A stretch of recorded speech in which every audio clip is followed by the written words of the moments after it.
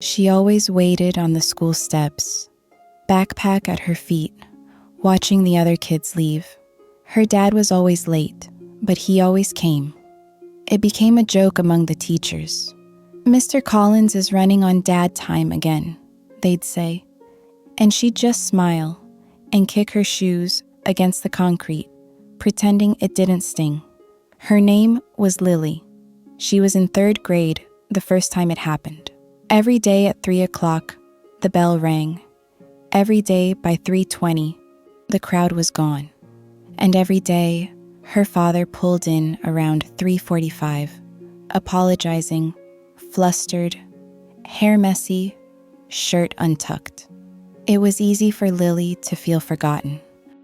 All the other parents showed up on time, in suits, nice cars, coffee in hand.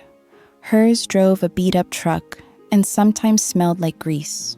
Once, she even lied and said her uncle was picking her up. At home, he wasn't much different.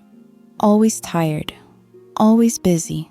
He worked double shifts at the auto shop and sometimes delivered pizzas at night. He wasn't the storybook dad.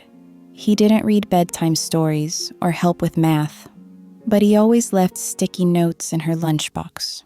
"Eat well, baby girl. You got this.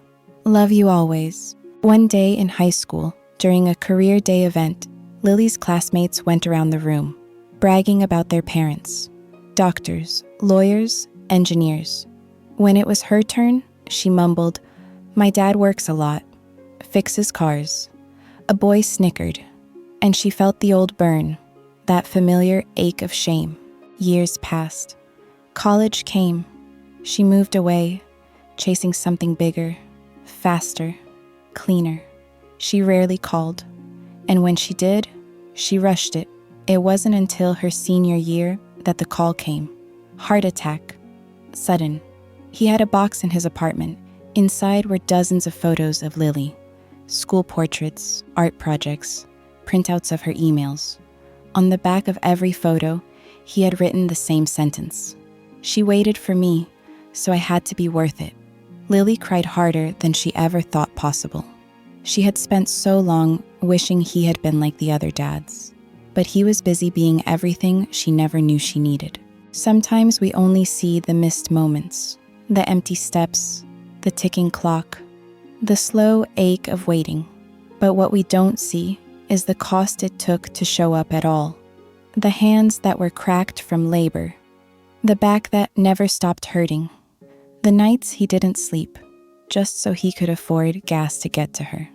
Lily stood in his tiny apartment, surrounded by his world, a worn-out couch, faded photos, a stack of pay stubs with her college tuition scribbled on the back. No fancy diplomas on the wall, no trophies, just quiet proof of a man who gave everything, silently and without applause. She took the box of photos and held them like gold. On the back of each, the same sentence echoed. "She waited for me, so I had to be worth it." And in that moment, she realized he was never late. He was just caring more than anyone could see. When she gave his eulogy, she didn't mention the truck or the grease-stained shirts. She simply said, "My dad never stopped showing up." And that kind of love arrives right on time.